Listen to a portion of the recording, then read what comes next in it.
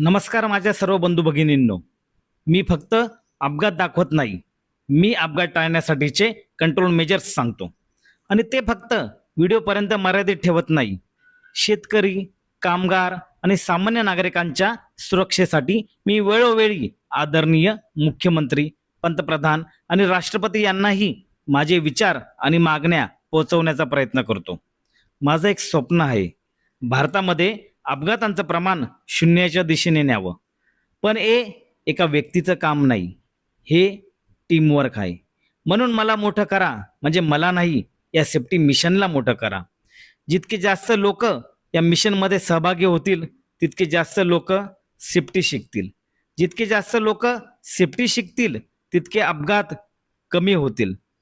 म्हणून सबस्क्राईब करा, फॉलो करा आणि हा संदेश जास्तीत जास्त लोकांपर्यंत शेअर करा. आपण सर्व मिळून भारताला अधिक सुरक्षित बनवू. जय हिंद, जय महाराष्ट्र.